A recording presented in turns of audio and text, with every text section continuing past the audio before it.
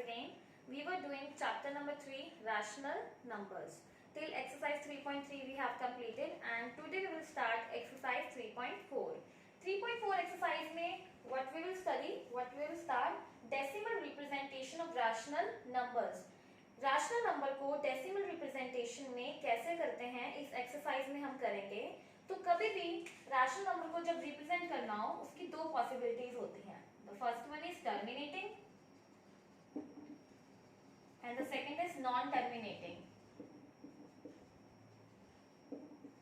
Non terminating, repeating.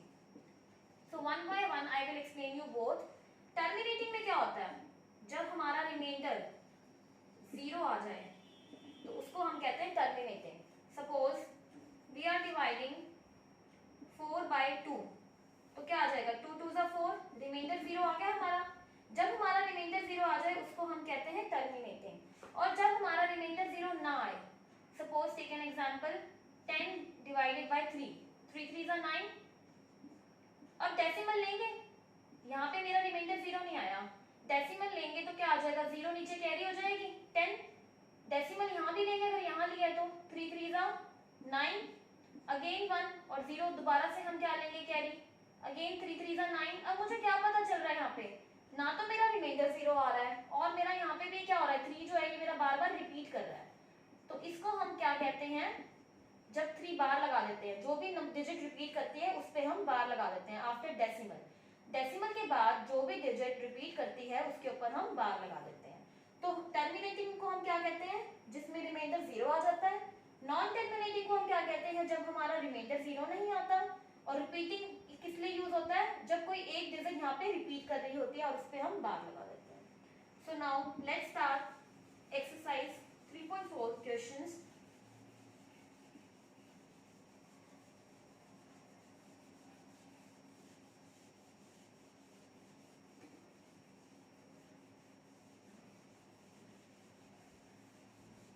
Question number first हमारा क्या कह रहा है, express each of the following rational numbers as decimals.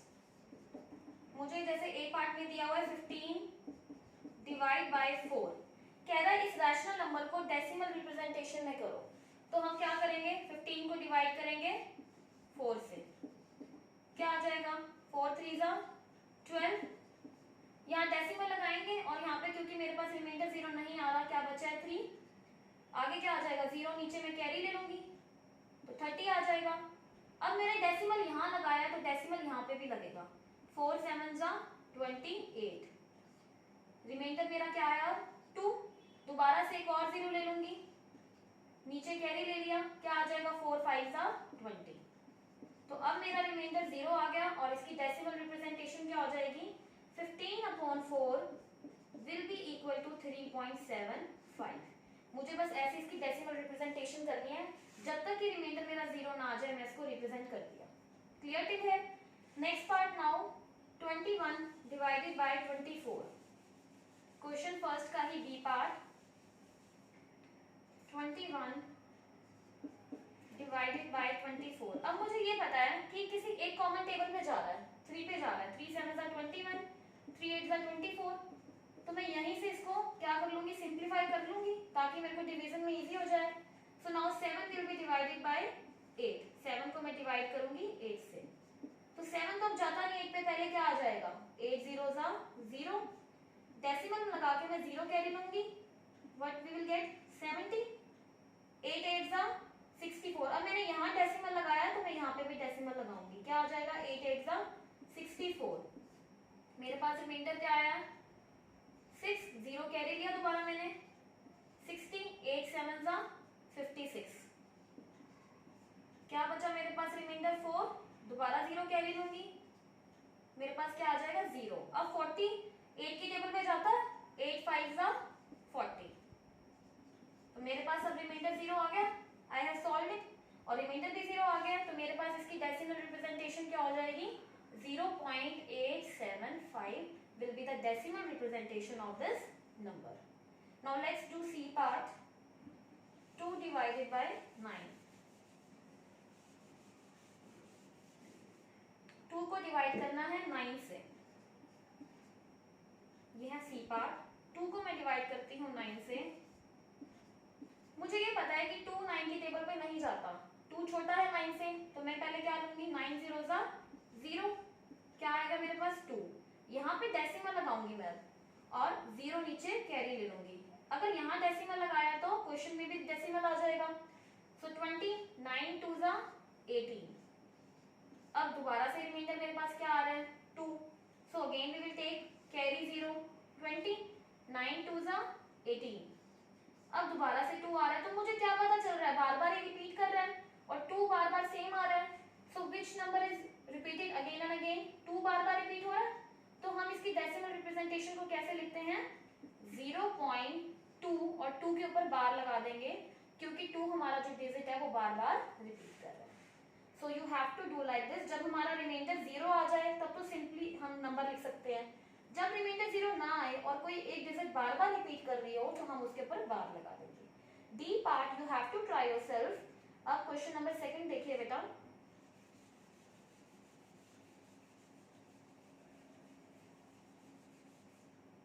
Question number 2 क्या कह रहा है, right 5 rational numbers which can be expressed as terminating decimals. कोई भी ऐसे 5 रैशनल नंबर्स बताइए जो टर्मिनेटिंग डेसिमल्स में रिप्रेजेंट करे जा सकते हो। तो टर्मिनेटिंग डेसिमल्स मैं आपको अभी बता चुकी हूँ, जिनमें रिमाइंडर क्या आ जाए, 0 आ जाए। टर्मिनेटिंग डेसिमल्स कौन से होते हैं, जिनमें रिमाइंडर क्या आ जाए, 0 आ जाए।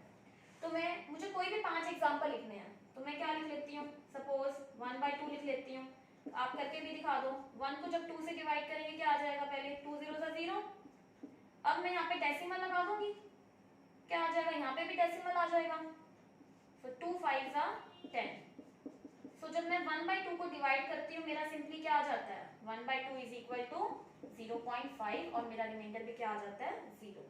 ऐसे ही आप क्या ले लो, और क्या ले सकते हो, 1/5 ले लूँ मैं सपोज, तो क्या आ जाएगा, 1 को 5 से डिवाइड करूंगी, 5 0 ज़ा 0, डेसिमल लूंगी और क्या आ जाएगा 10, 5 2 ज़ा 10, दोबारा से रिमाइंडर 0 आ गया।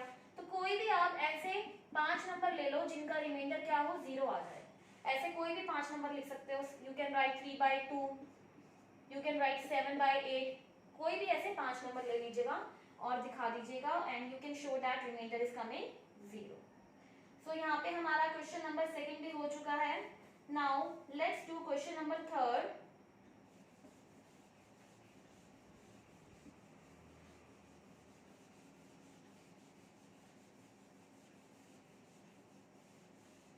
क्वेश्चन नंबर 3 में अब क्या कहता है, convert each of the following into a fraction in its simplest form. जैसे कि मुझे नंबर दिया हुआ है 0.16, कह रहा है हर एक नंबर को एक फ्रैक्शन में कन्वर्ट करो उसकी सिंपलेस्ट फॉर्म में।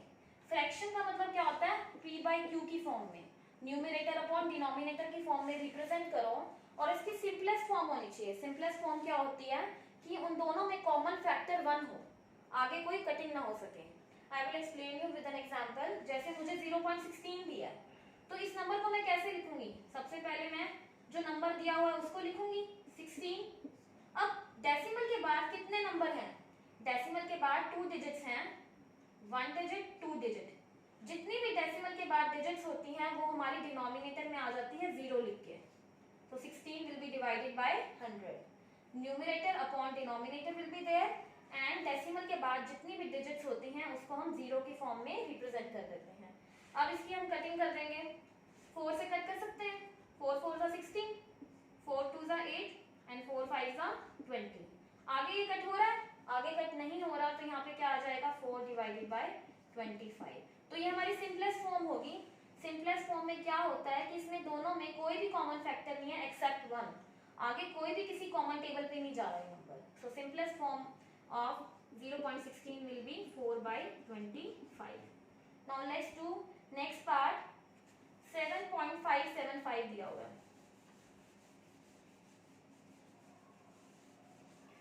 7.575।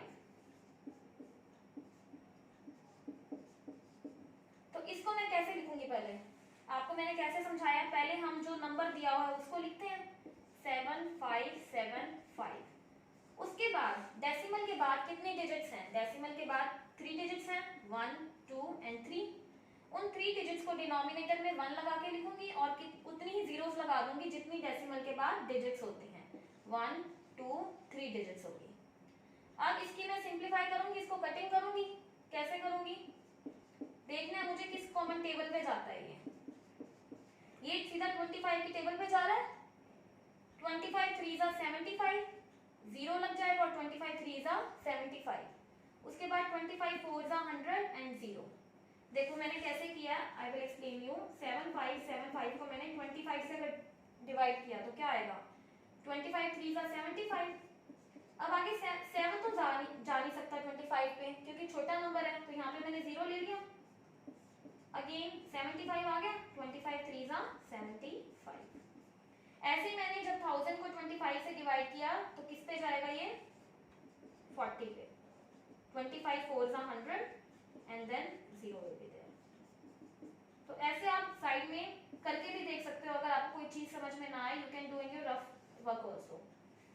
अब आगे 303 डिवाइड बाय 40, ये किसी भी कॉमन टेबल पे नहीं जा रहा, इनके बीच में कॉमन फैक्टर क्या आ रहा है, सिर्फ 1 आ रहा है। So this is our simplest form, इसके आगे कुछ कट नहीं हो सकता।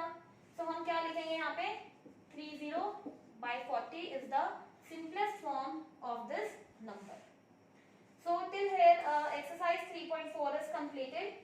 Question number 3 का C and D part you have to try yourself and you have to do. यहाँ पे आपका ये चैप्टर 3 कंप्लीट हो गया, rational numbers. You have to do all the definitions, all the important facts, all the important results in your notebook. सारे exercises के हर part आपके सॉल्व होने चाहिए। If there is any doubt you can ask me once again. That's all for today. Stay happy, stay safe, stay connected with your teachers. Thank you.